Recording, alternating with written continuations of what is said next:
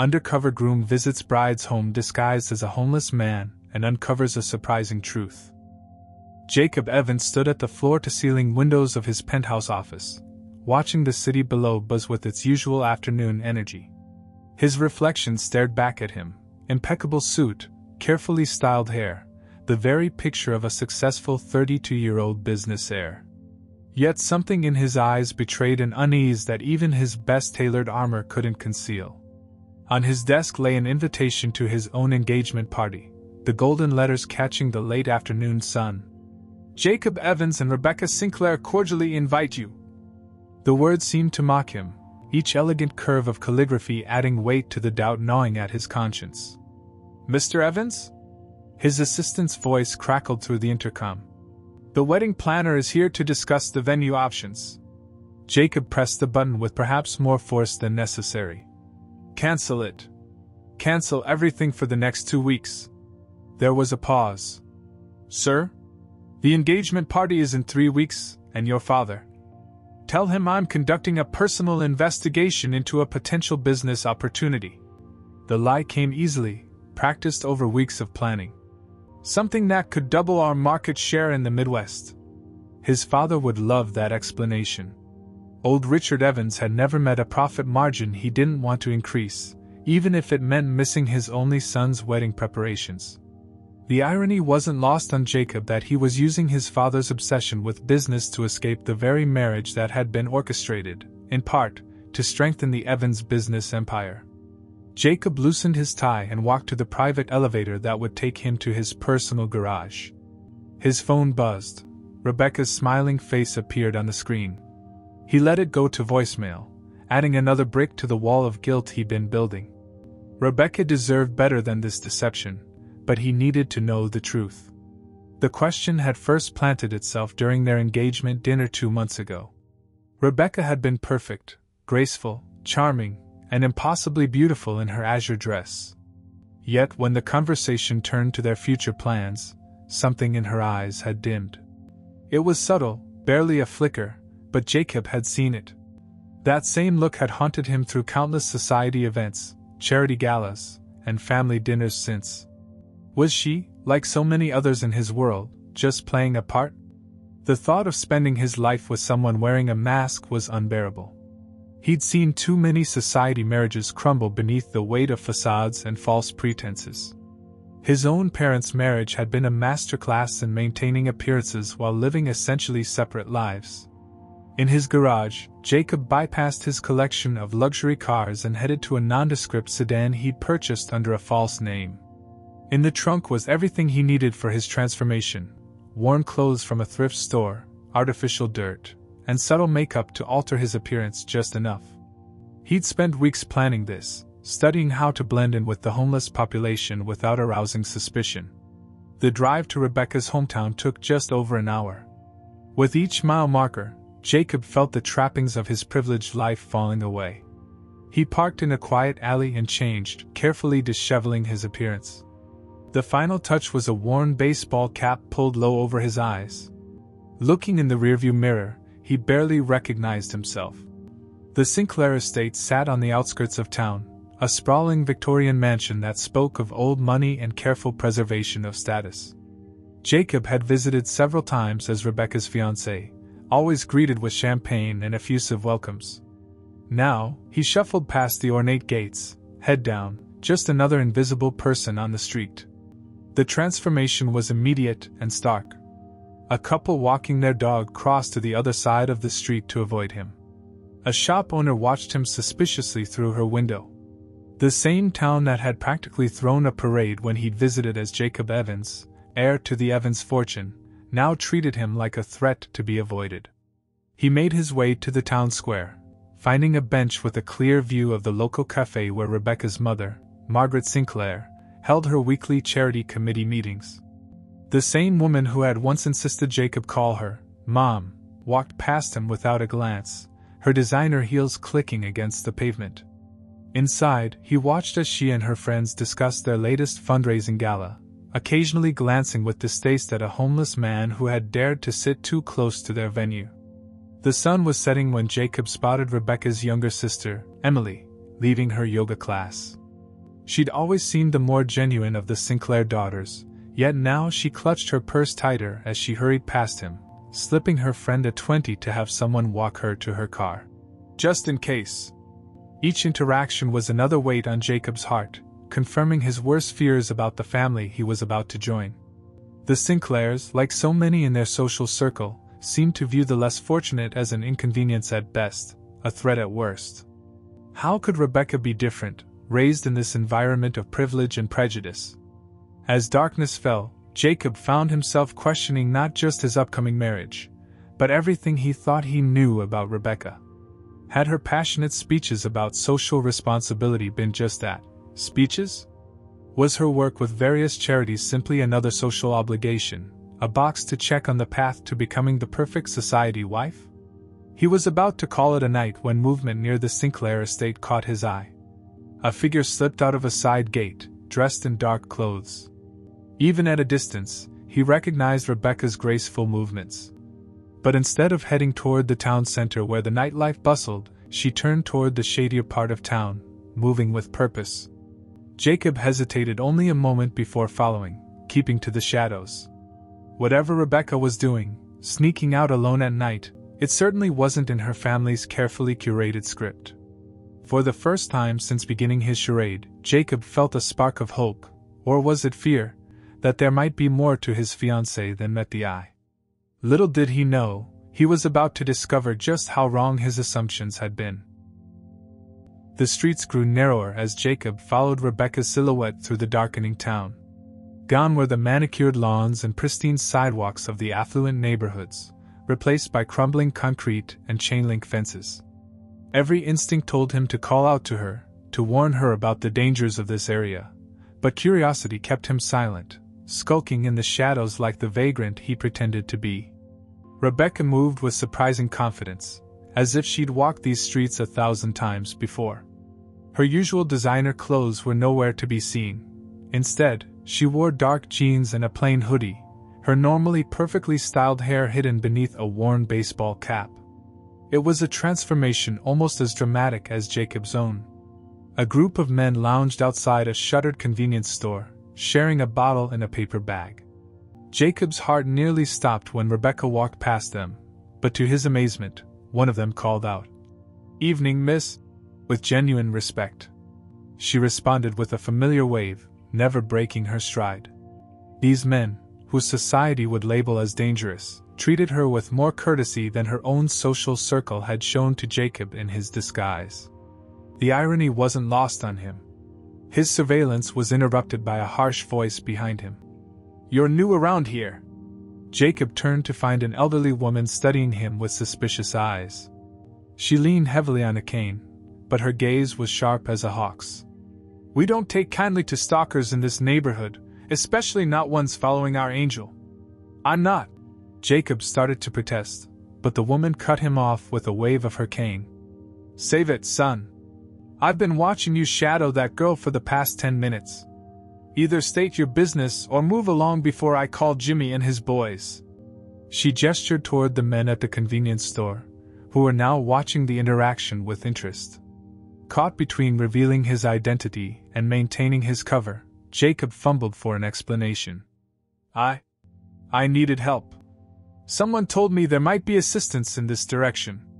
The lie felt bitter on his tongue, but it was better than admitting he was stalking his own fiancée. The old woman's face softened slightly. So you're heading to Hope's Haven. Why didn't you say so?" She pointed her cane down the street. "Follow the girl if you must, but keep your distance. She's protected here." Protected? Jacob's mind reeled at the implication. In all the time he'd known Rebecca, she'd always been the one who needed protection, from aggressive photographers, from business rivals, from anything that might tarnish the Sinclair family image. Yet here she was, in the roughest part of town, apparently under the protection of its residents. He continued his pursuit, more carefully now, aware of the eyes watching him. Rebecca turned down an alley that opened into a small courtyard. There, nestled between two abandoned warehouses, stood a building that had clearly seen better days. A simple sign above the door read, "Hope's Haven," the paint peeling but the letters still legible. Through the windows, Jacob could see movement inside. People were setting up tables, arranging chairs, organizing what looked like supplies. Rebecca slipped in through a side door, and within minutes, he saw her emerge in the main room, now wearing an apron over her casual clothes. The transformation was stunning. Gone was any trace of Rebecca Sinclair, the polished socialite who graced charity galas with practiced smiles.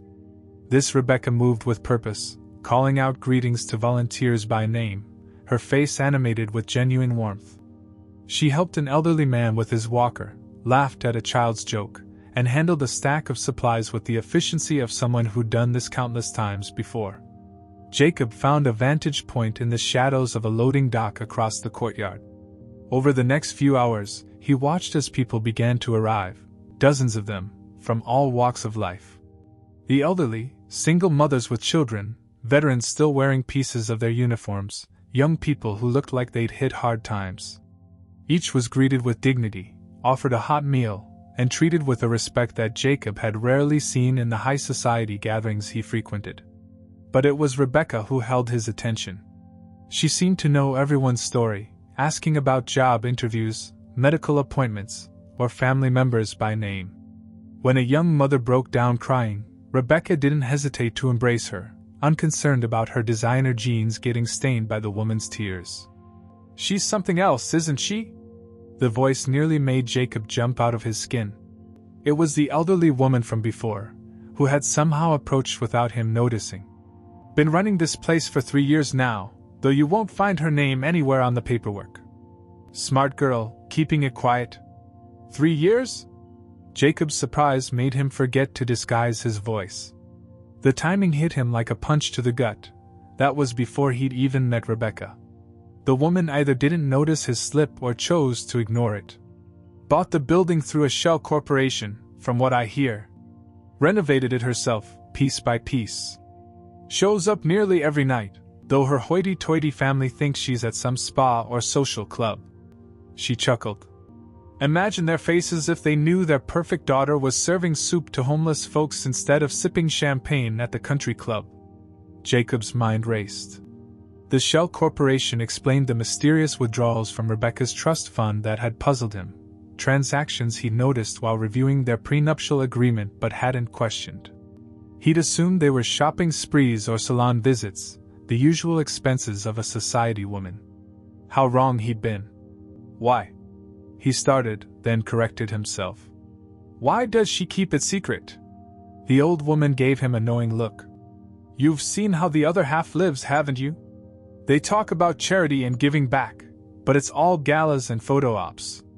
What she does here, getting her hands dirty, treating people like human beings, that doesn't fit their narrative.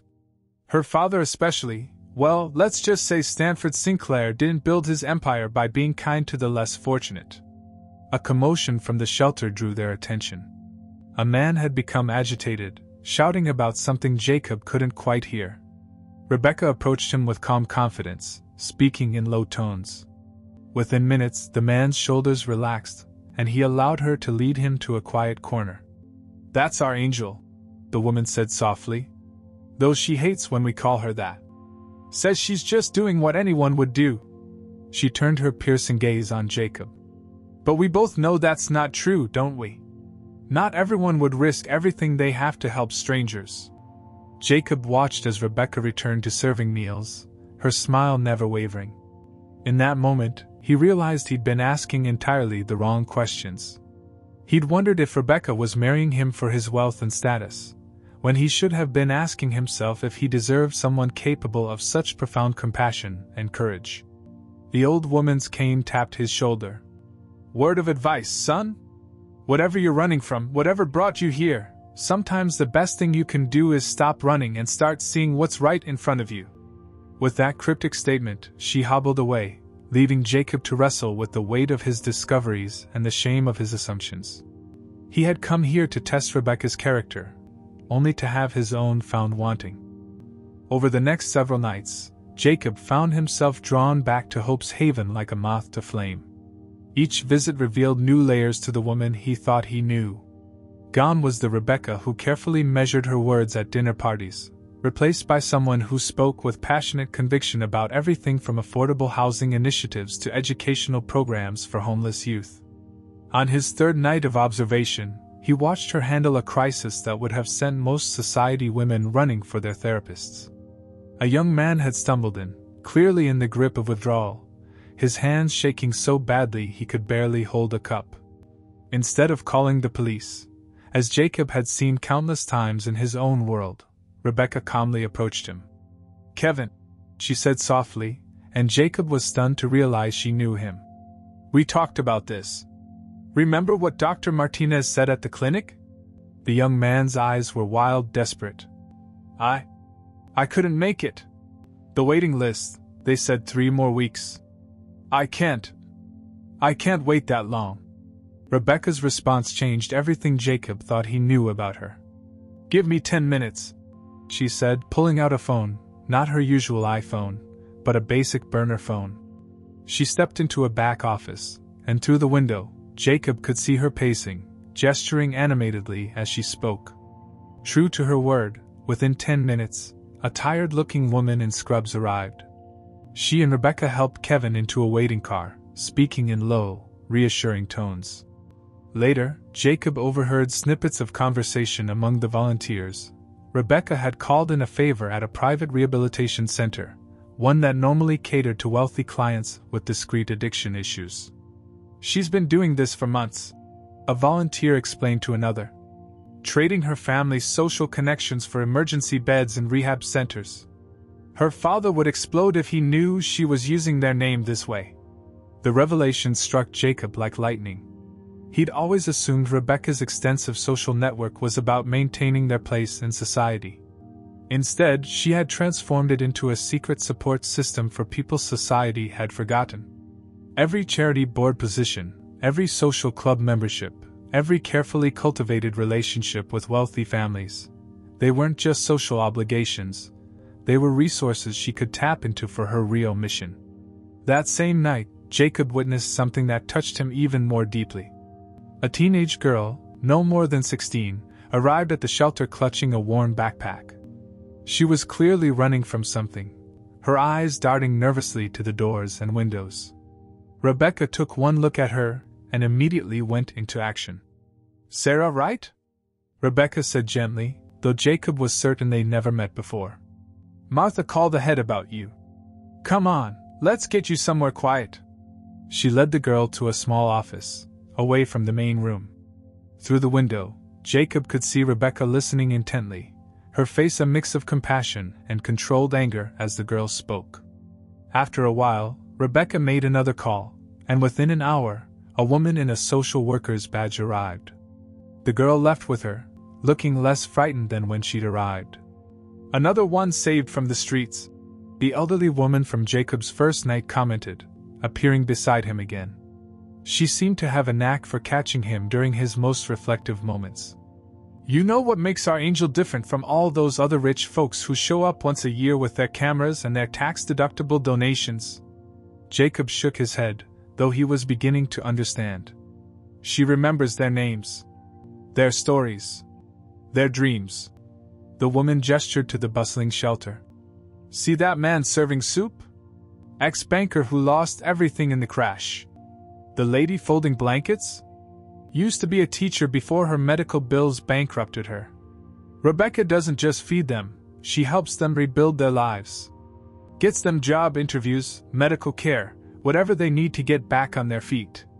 As if to prove the point, Rebecca emerged from another back room with a middle-aged man in a suit that had seen better days. "The interview is at 9 a.m. sharp, David," she was saying, handing him a piece of paper. "I've told them about your experience in accounting. Just be yourself, you've got this." The man's eyes welled with tears. "I don't know how to thank you, Hope. 6 months ago, I was sleeping in my car, and now. Thank me by acing that interview," Rebecca replied with a warm smile. "And remember our deal, once you're back on your feet, you help the next person who needs it." It was a side of Rebecca that Jacob had never seen during their courtship. In their social circle, she was always perfectly composed, diplomatic to a fault. Here, her emotions ran close to the surface, joy when someone succeeded, fierce determination when facing obstacles, and occasional frustration when the system failed those she tried to help. One particular moment crystallized everything for Jacob. Late in the evening, as the crowd was thinning, an elderly woman approached Rebecca with a small, wrapped package. "Made this for you, Hope," she said shyly. "It's not much, just a scarf I knitted. The wool's not fancy." Rebecca's reaction was immediate and genuine. She unwrapped the package with careful fingers, gasping in delight at the simple blue scarf inside. "Mrs. Chin, it's beautiful." She immediately wrapped it around her neck, though the shelter was warm. "I'll treasure it." Jacob had seen Rebecca receive expensive gifts from world-renowned designers with polite smiles and practiced thanks. But here, wearing a scratchy handmade scarf that couldn't have cost more than a few dollars in materials, her joy was radiant and real. Later that night, as Rebecca was closing up the shelter, Jacob overheard her talking to one of the regular volunteers. She had removed the scarf carefully and was folding it with reverence. "You know," the volunteer said, "you could buy 1,000 scarves like that with what one of your designer shawls costs." Rebecca's response made Jacob's heart clench. "This is worth more," she said softly, touching the worn wool. "Mrs. Chin spent weeks making this, even though her arthritis makes knitting painful. She could have sold it for food money, but she chose to give it to me. That makes it priceless." It was then that Jacob realized the true depth of his mistake. He had come here questioning whether Rebecca was genuine, whether she truly cared about more than wealth and status. Instead, he had discovered that she was living a life of such authentic compassion that it made his own charitable efforts look shallow in comparison. As he watched her lock up the shelter for the night, her face tired but content, he wondered how many other secrets she kept behind her polished society facade. And more importantly, he wondered if he deserved to be part of her life at all. The beginning of the end started with a phone call. Jacob, still maintaining his vigil outside Hope's Haven, watched as Rebecca's face strained of color while she listened to her phone. Even from his distance, he could see her hands trembling as she ended the call. "We have a problem," she announced to her core volunteers, her voice tight with tension. "My father's been asking questions. Apparently someone from his club saw me leaving the shelter last week." The news sent a ripple of concern through the small group. Jacob edged closer, blending in with the evening crowd of shelter residents to hear better. "He's had a private investigator following me," Rebecca continued, running a hand through her hair, a nervous gesture Jacob had never seen her display in public. "The PI took photos. Dad's been building a file, trying to figure out what I've been doing with the trust fund money." Martha, a sturdy woman who seemed to be Rebecca's right hand at the shelter, placed a comforting hand on her shoulder. "Maybe it's time to tell him the truth, honey. You've built something amazing here. Once he sees—" "You don't know my father," Rebecca cut in, her voice sharp with fear. "Stanford Sinclair doesn't believe in helping people who won't help themselves. That's what he always says. He thinks charity just enables laziness." She laughed bitterly. "Do you know what he told me when I was 16? I wanted to volunteer at a soup kitchen for school credit. He said, 'Sinclairs don't serve, we're served.'" The words hung heavy in the air, and Jacob felt a chill run down his spine. He'd met Stanford Sinclair many times, always finding him to be a stern but seemingly reasonable man. Now, seeing him through Rebecca's eyes, Jacob recognized the steel beneath the sophisticated veneer. "We could move the operation," suggested Tony, a former business consultant who'd found himself at the shelter after a devastating divorce. "Register under a different name, find a new location." Rebecca shook her head. "He'd find out. Dad has connections everywhere. And the moment he does—" She gestured around the shelter, where people were starting to gather for the evening meal. "He'd shut us down. Not just with money, but with regulations, inspections, whatever it takes. He's done it before to businesses that crossed him." Jacob remembered those incidents. Companies that had mysteriously folded after refusing Stanford Sinclair's buyout offers. Small businesses that disappeared after competing with Sinclair Enterprises. At the time, He'd admired the ruthless business acumen. Now, imagining that same force turned against this haven of hope, he felt sick. The next few days were a study in mounting tension. Rebecca began taking elaborate precautions, changing her routes to the shelter, varying her schedule. But it was clear her father was closing in. Twice, Jacob spotted men in expensive suits watching the shelter from parked cars. They had the unmistakable look of corporate security. He'd employed similar people himself. The pressure began to show in small ways. Rebecca's hands shook more often as she served meals. Dark circles appeared under her eyes, poorly concealed by makeup. She started taking more phone calls in private, each one leaving her more agitated than the last. One evening, she gathered her core team again. "He's frozen my trust fund," she announced without preamble. "Called it financial responsibility intervention. He thinks I'm being blackmailed or involved in something illegal. How long can we operate without it?" Martha asked practically. Rebecca's laugh was hollow. "Maybe a month, if we cut back on everything but essentials. I have some personal savings, but..." She looked around the shelter, where a young mother was helping her children with homework while they waited for dinner. "We're already stretched thin. The medical program, the job training classes, the emergency housing fund, it all needs money." Jacob wanted desperately to step forward, to offer his own considerable resources. But he knew that would mean revealing his deception, and he wasn't ready to see the trust die in Rebecca's eyes. The breaking point came on a quiet Tuesday evening. Rebecca was helping a veteran with his resume when the shelter's door burst open. Stanford Sinclair stood in the entrance, his expensive suit incongruous against the shabby surroundings. Behind him, 2 security men blocked the doorway. "So this is where my daughter has been squandering her inheritance," he announced, his voice cutting through the sudden silence. His eyes swept the room with the same clinical assessment he used for corporate acquisitions, cataloging every crack in the walls, every worn piece of furniture. Rebecca stood slowly, placing herself between her father and the shelter's residents. Gone was any trace of the dutiful daughter Jacob knew from social events. Her spine was straight, her chin lifted in defiance. "This is my life's work, Dad," she said quietly. "These are good people who need help. These are parasites." Stanford cut in, his voice sharp as a whip. "And you've been enabling them with Sinclair money. Money that was meant to secure your future, not fund some misguided bleeding heart fantasy." The shelter's residents had begun to withdraw to the edges of the room, recognizing the family drama unfolding. But Jacob noticed something remarkable. They were moving to protect each other. The veteran stepped in front of the young mother and her children. Martha and Tony flanked Rebecca, silent but supportive. "You're wrong." Rebecca's voice gained strength. "Every person here has value. They just need a chance, some support." "Support?" Stanford laughed coldly. "I'll tell you about support. I built our family's empire from nothing. No one supported me. I learned early that handouts only weaken people." He stepped closer to Rebecca. "You're just like your mother, always trying to save everyone. Look where that got her, dead from exhaustion trying to help drug addicts get clean." The words hit Rebecca like a physical blow. Jacob had never known how her mother died.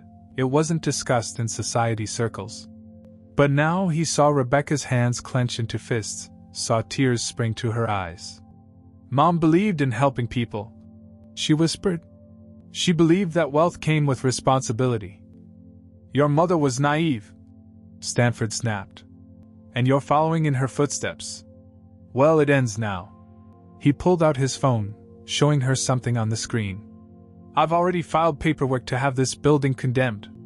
Health violations, safety concerns. It wasn't hard to find enough violations to shut it down legally."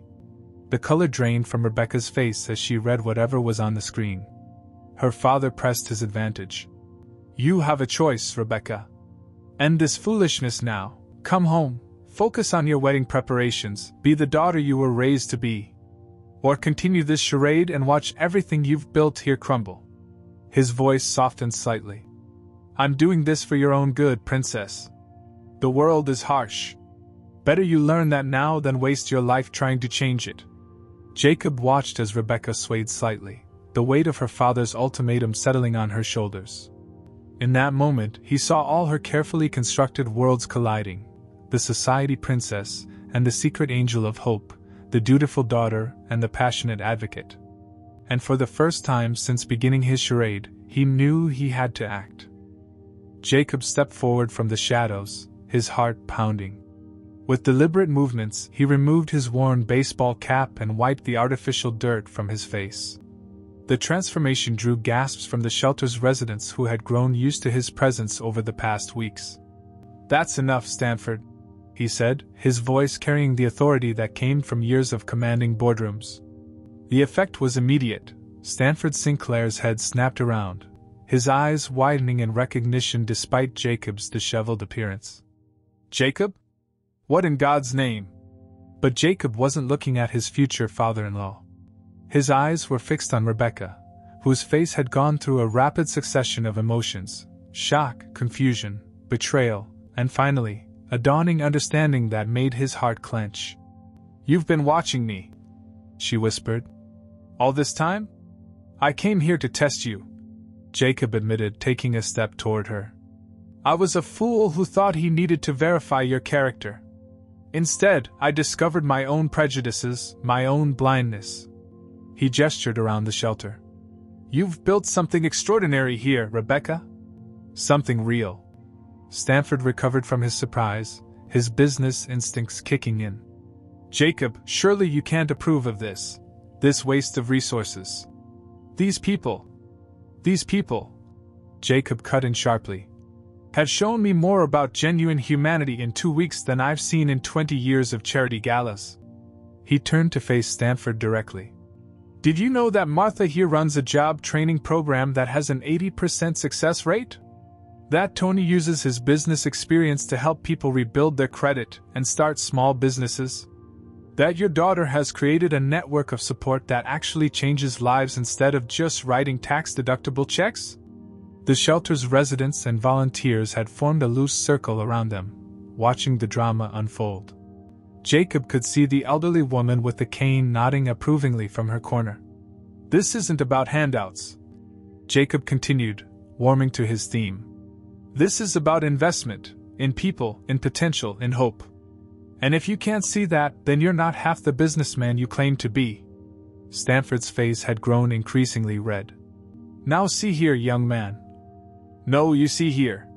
Jacob pulled out his phone, quickly typing something. "I've just transferred $5 million to Hope's Haven's account. Consider it my wedding present to your daughter." He looked at Rebecca, whose eyes had grown wide. "That is, if she'll still have me after what I've done." "You can't do this," Stanford sputtered. "I've already filed the paperwork to condemn this building." "About that?" Jacob smiled, but there was steel in it. "Evans Enterprises has significant holdings in commercial real estate. I'm sure our compliance team would be very interested in reviewing those violations you found. And our PR department would love to hear about how Stanford Sinclair is trying to shut down a successful community outreach program. Imagine the headlines: Corporate Titan wages war on homeless shelter. The threat hung in the air. Stanford's face worked through several shades of purple as he calculated the potential damage to his reputation, his business relationships, his social standing. "You'd use blackmail?" he finally managed. "I prefer to call it leverage," Jacob replied coolly. "Isn't that what you always say in your business talks? Use every advantage?" A small sound drew everyone's attention back to Rebecca. She stood in the center of the room, tears streaming down her face, but her back was straight and her eyes were clear. "All this time," she said softly, looking at Jacob, "I was afraid to tell you about this place. Afraid you wouldn't understand, that you'd be like everyone else in our world." She laughed, a sound caught between joy and disbelief. "And here you are, dressed like a homeless man, defending it." "I'm not defending it," Jacob corrected her gently. "I'm defending you. The real you, the woman who remembers everyone's names, who fights for people others have forgotten, who wears a handmade scarf like its crown jewels." He took her hands in his. I came here thinking I needed to test your character, but you've spent years proving it every single night in this shelter. I'm the one who needed to be tested. To be worthy of you." Stanford made a disgusted sound. "This is absurd. Rebecca, you're a Sinclair. You have responsibilities, appearances to maintain. I have responsibilities to my conscience." Rebecca interrupted, not taking her eyes off Jacob. "To the memory of my mother, who taught me that true wealth isn't in our bank accounts but in how we help others." She finally turned to face her father. "I won't shut down the shelter.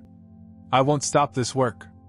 If that means I'm no longer welcome in your house, if it means losing my inheritance, then so be it. You'd choose these people over your own family. These people are my family too," Rebecca said firmly. "Every person who comes through that door becomes part of what we're building here. A community. A place of hope." She squeezed Jacob's hands. "And now I know I'm not alone in believing in that vision." The elderly woman with the cane hobbled forward, positioning herself between Rebecca and Stanford. "You know, Mr. Sinclair, I knew your wife. Eleanor used to volunteer at the clinic where I was a nurse, before my arthritis got too bad." She fixed him with a penetrating stare. "She'd be proud of your daughter. Can you say the same about yourself?" The words seemed to hit Stanford like a physical blow. For the first time, uncertainty crept into his expression as he looked around the shelter. Really looked, perhaps seeing it through his late wife's eyes instead of his own prejudices. Jacob watched the moment stretch, heavy with possibility. He knew that sometimes the hardest thing for a powerful person to do was admit they might be wrong. But he also knew that real strength lay in being able to change, to grow, to see beyond one's own limited perspective. The future hung in the balance, waiting for Stanford Sinclair's next move. Stanford Sinclair stood motionless in the shelter, his worldview visibly crumbling around him. The mention of his late wife Eleanor had struck deeper than any business threat could have. He looked around the room again, but this time his gaze lingered on the details he'd previously dismissed. The carefully organized supplies, the clean but worn furniture, the wall of success stories featuring photographs of people who'd found their way back to stability through Hope's Haven. "Your mother," he finally said, his voice rougher than usual. "She always said I'd lost sight of what really mattered." He turned to Rebecca, really seeing her perhaps for the first time. "You look just like her when you're standing your ground." Rebecca's grip on Jacob's hand tightened, but she remained silent, waiting. "Did you know," Stanford continued, moving to touch a photo on the wall, "that when I first met Eleanor, she was volunteering at a children's hospital? I was there to discuss a potential donation, for the tax benefits, of course." His laugh was hollow. "She called me out right there in front of the hospital board. Said if I couldn't see the value in helping people for its own sake, then all my money meant nothing." "That sounds like Mom," Rebecca said softly. Stanford turned back to face them, his usual mask of corporate authority cracking to reveal something more vulnerable underneath. "I forgot that, somewhere along the way. Forgot what she believed in, what she taught us." He looked directly at his daughter. "What she died trying to protect." Martha stepped forward, offering him a chair. After a moment's hesitation, Stanford sat down, looking suddenly older and more tired than Jacob had ever seen him. "Show me," he said quietly. "Show me what you've built here." Over the next hour, Rebecca and her team led Stanford through the shelter's operations. They showed him the computer lab where residents worked on job applications and online courses.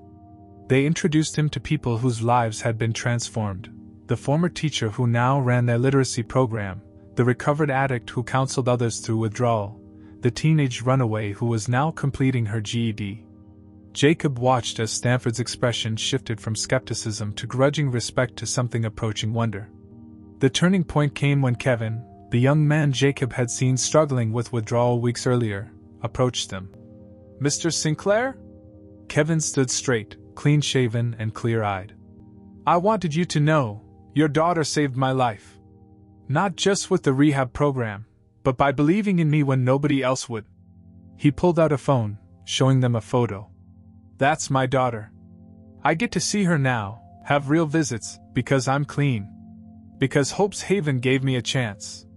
Stanford stared at the photo for a long moment. When he looked up, his eyes were shining. Eleanor would have loved this place, he said quietly. Then, squaring his shoulders with familiar determination, he turned to Jacob. You said you transferred $5 million to the shelter's account? Yes, sir.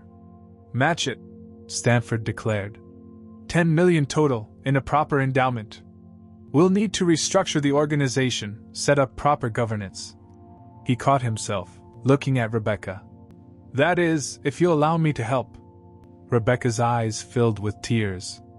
Dad, don't mistake me, he said gruffly. I still think the world is harsh. But maybe it doesn't have to be quite so harsh. Maybe there's room for hope, even in business. The elderly woman with the cane, who Jacob had finally learned was called Ms. Rose, cackled from her corner. Well, would you look at that? Miracles do happen, even in this cynical old world. There's one more thing, Jacob said, drawing everyone's attention. He turned to Rebecca, still in his disheveled disguise. I came here to test your character, and in doing so, I almost lost sight of what really matters.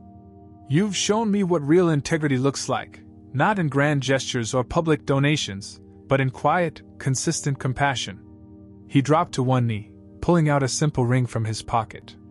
I'm not asking you to marry me because our families arranged it, or because it makes good business sense. I'm asking because I love who you really are, all of you, both the society princess and Hope's angel. Will you marry me? Rebecca looked down at him, tears streaming freely now. You know, I've been worried about our marriage too.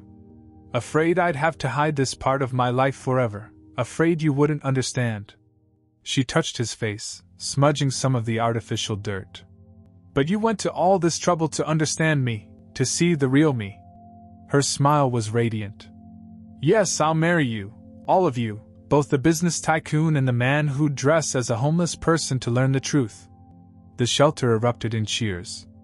Ms. Rose wiped her eyes with a handkerchief, muttering something about young love and hope for the future. Even Stanford managed a smile, though he was already on his phone, presumably setting up meetings to structure the endowment. Later that night, after the excitement had died down and most of the residents had gone to sleep, Jacob and Rebecca sat on the shelter's front steps. She was still wearing Mrs. Chen's blue scarf, and he was still in his disguise. You know, Rebecca said, leaning against his shoulder, we're going to have to explain to our society friends why we're having our wedding reception at a homeless shelter. Jacob laughed. Let them talk. Maybe it'll start a new trend, charity work that actually involves getting your hands dirty. Speaking of dirty, she tugged playfully at his worn jacket. How long were you planning to keep up this disguise? Until I understood who you really were, he replied honestly. Turns out, you're even more remarkable than I imagined. Above them, the shelter's sign creaked slightly in the night breeze. Hope's Haven, a place where secrets had been revealed, masks had fallen away, and truth had finally emerged.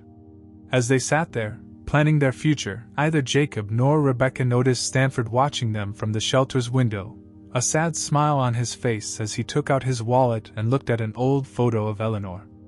Some transformations happen in grand moments of revelation, while others occur slowly, through patient acts of love and understanding.